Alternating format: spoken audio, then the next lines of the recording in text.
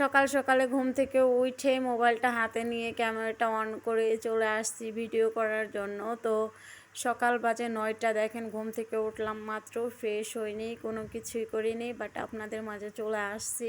A few moments later. Hello viewers, আসসালামু আলাইকুম। কেমন আছো তোমরা সবাই? আশা করি সবাই অনেক ভালো আছো। আর দেখতেই পাচ্ছ আমি তো সকাল সকালে ঘুম থেকে উঠে চলে আসছিলাম। এখন বাজে সকাল 9টার মতো, আর আমি এখনও ফ্রেশ না হয়ে চলে আসছি। তো দেখতেই পাচ্ছ আমি হাতে 2টা ডিম নিয়ে নিয়েছিলাম, ডিম 2টাকে বয়েল করতে দিব। ডিম 2টাকে বয়েল করতে দিয়ে আমি ফ্রেশ হব, ফ্রেশ হয়ে তারপরেও আবার আসতেছি তোমাদের সাথে। চলো ফ্রেশ হয়ে আসি। তো দেখতেই পাচ্ছ ফাইনালি এদিকে আমি কিন্তু ফ্রেশ হয়ে ড্রেসটাও চেঞ্জ করে চলে আসছি। তো এখন হচ্ছে হালকা পাতলা কিছু নাস্তা করে নিব, যেহেতু অনেকটাই ক্ষুধা লাগছে। গতকালকে হচ্ছে আমি অনেকটাই লেট করে বাসায় আসছিলাম, আর ঘরে যে পরিমাণ খাবার ছিল সেটা খেয়ে ঘুমিয়ে পড়ছিলাম। তো কোনো রকমের খাবার এখন নাই, তো নাস্তা করে তারপর হচ্ছে রান্না করব। তো এই তো হালকা পাতলা কিছু নাস্তা করে নিয়েছি, আর এদিকে কিছু আঙুর ফলও ধুয়ে রাখছি পাশে, কারণ খাইতেছিলাম আর কাজ করতেছিলাম, কারণ অনেকটাই ক্ষুধা লাগছিল। তো যাই হোক, এদিকে তোমাদের সাথে কথা বলতে বলতে আমি কিন্তু আমার হাঁড়ি পাতিল ধোয়া শেষ। তো এখন মাছগুলো পরিষ্কার করে নিব। তো মাছগুলো পরিষ্কার করে তারপরে হচ্ছে তোমাদের সাথে আবারও আসতেছি। তো দেখতেই পাচ্ছ এদিকে আমার মাছগুলো কিন্তু পরিষ্কার করা হয়ে গেছে, আর মাশাআল্লাহ মাছগুলো খুবই টাটকা ছিল। এই জন্যই টাটকা বললাম, যে ফ্রিজে মাছ নেওয়ার পরে কিন্তু অনেক সময়ই মাছগুলো হচ্ছে কাটা বের হয়ে যায় ধুইতে গেলে। তো আজকের মাছগুলো খুবই ধোয়ার পরে খুবই শক্ত আর টাটকা ছিল। তো চলো এটা দিয়ে আজকে একটা রেসিপি করব। তো এদিকে দেখতেই পাচ্ছ চলে আসছিলাম কিচেনের থেকে রুমে। আর আমার একটা বদ অভ্যাস, যখনই হচ্ছে আমি বাসায় যাই রান্নাঘরে গেলেই হচ্ছে দেখা গেছে যে একটু ঘাইমে গেলেই আমি বেডরুমে চলে আসি, কারণ কিচেন রুমে তো অনেক গরম থাকে, এটা নর্মালি। তো আমি একটু পরই রুমে চলে আসতেছিলাম, এসে হচ্ছে একটু মানে বেডের উপরে বসতেছিলাম, শুইতেছিলাম। এরকমের করতে করতে প্রায় রান্নাটা আমি 2-3 ঘন্টা লাগাই দিয়েছিলাম। তো অনেকটাই ক্ষুধা লেগে গেছিলো এর মাঝখানে।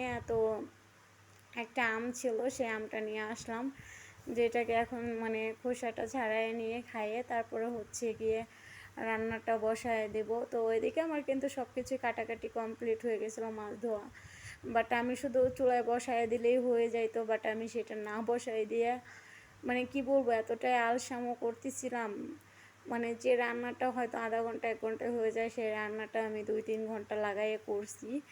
তো যাই হোক, এদিকে আমের খোসাটা ছাড়ানো হয়ে গেছে, আর এখন হচ্ছে আমটাকে খাবো। তো আমটাকে খাইয়ে কিছুক্ষণ রেস্ট নিয়ে হচ্ছে তারপর তরকারিটা বসায় দিব। যেহেতু আজকে 2টা রেসিপি করব, তো 2টা আইটেম করব আজকে। একটা হচ্ছে ডিম ভুনা করব, আর একটা হচ্ছে ছোটো মাছের চচ্চড়ি করব। তো এদিকে আমটা খাচ্ছিলাম, আর এখন যত অসময়ের আম, তারপরও আমটা খুবই মিষ্টি ছিল। তো চলো আমটা খাওয়া শেষ করি। আর এদিকে দেখতে পাচ্ছ সব কিছু আমি আগের থেকে কেটে রাখছিলাম। তো এগুলো দিয়ে এখন হচ্ছে মাখায় তরকারিটা বসায় দিব। তো সব কিছু মশলা আমি হালকা যতটুকু প্রয়োজন ততটুকুই দিয়ে নিচ্ছিলাম। তো সব কিছু দিয়ে একবারে মাখায় বসায় দেব। তো আস্তে আস্তে সব কিছু দিয়ে দিচ্ছি, দেখতে পাচ্ছ এদিকে হালকা ধনিয়া গুঁড়া দিয়ে দিচ্ছিলাম, কাঁচা মরিচ, তারপরে হালকা পরিমাণ শুকনো মরিচের ফাঁকি, তো যা যা প্রয়োজনীয় এক কথায় সব কিছুই দিয়ে দিচ্ছিলাম। তো দিয়ে এখন হচ্ছে সুন্দর মতন মাখায় নিব, মাখায় তারপর হচ্ছে তেল দিয়ে তারপরে হচ্ছে ভালো মতন মাখায় মাছটা দিয়ে তারপরে হচ্ছে বসায় দিব। তো দেখতেই পাচ্ছি এখন আমি তেল দিয়ে সুন্দর মতো করে মাখাইতেছিলাম, আর এখন হচ্ছে তরকারির মধ্যে মাছগুলো দিয়ে দিব। এই তো দেখতে পাচ্ছ মাছগুলো কিন্তু আমার তরকারি থেকে মাছ বেশি হয়ে গেছে। তো যাই হোক, তো এদিকে টমেটো দিয়ে আর হচ্ছে আলু দিয়ে মাছগুলো দিয়ে সুন্দর মতন মাখায় হাত ধুয়ে হালকা পরিমাণ পানি দিয়ে এখন হচ্ছে ঢাকনা দিয়ে বসাই দেবো। আর এদিকে যে ডিম 2টা সকালে সিদ্ধ দিয়েছিলাম সেই ডিম 2টা ওইদিকে খোসাটা ছাড়াই নেব, কারণ হচ্ছে এই ডিম 2টাকে এখন আমি ভুনা করব। তো যেহেতু একটা তরকারি দিয়ে আমার আসলে কখনোই খাইতে ভালো লাগে না, তো আমার 2-3টা তরকারি না হলে মানে ভাত ভালোই লাগে না। আর এদিকে ডিমটা যেহেতু অনেক আগে সিদ্ধ করা ছিল, ডিমের খোসাটা মানে ছাড়াইতেই পারতেছিলাম না, শক্ত হয়ে গেছিলো। তো যাই হোক, এদিকে ডিমের খোসাগুলোও ছাড়ানো হয়ে গেছে, আর এইটা একদমই বেশি মানে শক্ত হয়ে গেছিলো, মানে খোসাটা ছাড়াতেই পারতেছিলাম না, এত শক্ত হয়ে গেছিলো। তো দেখতেই পারছো এদিকে হচ্ছে ডিমের সাথে যে একটা পর্দা থাকে ওইটাও ডিমের সাথে লেগেছিল। তো এদিকে দেখো ডিমের একটা সাইড কিন্তু মানে ফাঁকা হয়ে গেছে, কীরকমের তাই না, মনে হইতেছে যে এখান থেকে অর্ধেকটা ভেঙে রাখছি। তো তো যাই হোক ডিমের খোসাটাও ছাড়ানো হয়ে গেছে, আর এদিকে তরকারিটাও মোটামুটি হয়ে আসছে।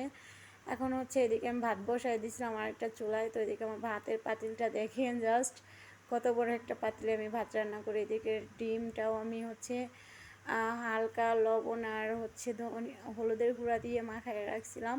এদিকে আমার তরকারিটাও হয়ে গেছে, আর এদিকে আমি একটা প্যান বসাই দিয়েছি। প্যানের মধ্যে হচ্ছে কিছু তেল দিয়ে ডিমটাকে সুন্দর মতো ফ্রাই করে নিব। তারপরে হচ্ছে আমার হচ্ছে ডিম একদম লাল লাল করে ফ্রাই না করলে ভালো লাগে না। তো এদিকে দেখেন একদমই পুরো আমি লাল করে নিয়েছি। আর এখানে হচ্ছে কিছু পরিমাণ পেঁয়াজ দিয়ে মশলা টশলা কষায় নিব। তো ডিমটাকে ভুনা করার জন্য আর একটু পানিও দিয়ে নিয়েছি যাতে মশলাটা সুন্দর মতন জাল হয়ে যায়। তো এদিকে দেখতে পাচ্ছেন আমার ডিম বানানোটাও কমপ্লিট হয়ে গেছে আর সুন্দর একটা মাশাআল্লাহ কালার আসছে। তো যাই হোক, জানি না খাইতে কেমন হবে, ওটা হচ্ছে খাওয়ার পরে বুঝতে পারবো। তো যাই হোক, এদিকে আমার ডিমটাও হয়ে গেছে, ভাতও হয়ে গেছে, সব কিছুই কমপ্লিট। তো আমি এখান থেকে কিছু ভাত আগেই প্লেটে বাইরে রাখছিলাম। তো যেহেতু অনেকটাই ক্ষুধা লাগছে আর রান্না বাড়া করতে করতে বললাম 2-3 ঘন্টা লাগাই দিয়েছিলাম।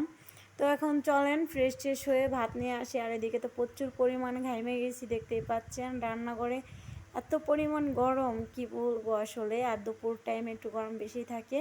তো এদিকে আমি খাবারটা নিয়ে চলে আসছি। তো দেখি আসলে ভাবতেছিলাম কোনটা দিয়ে আগে শুরু করবো, এটা দিয়ে না এটা দিয়ে। তো যাই হোক, আগে মাছেরটা দিয়েই শুরু করলাম। তো দেখি এখন হচ্ছে কেমন হয়েছে তরকারিটা, যত 2-3 ঘন্টা লাগায় রান্না করছি। তো এখন বিসমিল্লাহ বলে খাওয়াটা শুরু করলাম। তো খাওয়া শেষ না হলে তো আর বলতে পারবো না কেমন হয়েছে। তো খাওয়াটা শেষ করি। তো মোটামুটি ভালোই হয়েছিল তরকারিটা, মোটামুটি না অনেকটাই ভালো হয়েছিল। আর এখন হচ্ছে ডিমের তরকারিটা দিয়ে টেস্ট করব এটা কেমন হয়েছে। তো দেখি এটা এখন হচ্ছে খাওয়ার পরে তারপরে আপনাদেরকে জানাবো এটা কেমন হয়েছে। তো দেখতে পাচ্ছেন আমি এখানে ডিমের তরকারিটা নিয়েও হচ্ছে ভাত মাখিয়ে নিচ্ছিলাম। তো দেখি কেমন হয়েছে এটা, মনে হয় ভালোই হবে কারণ কালারটা মাশাআল্লাহ খুবই সুন্দর আসছিল। আর ভালো না হওয়ার নাও হইতে পারে, জানি না।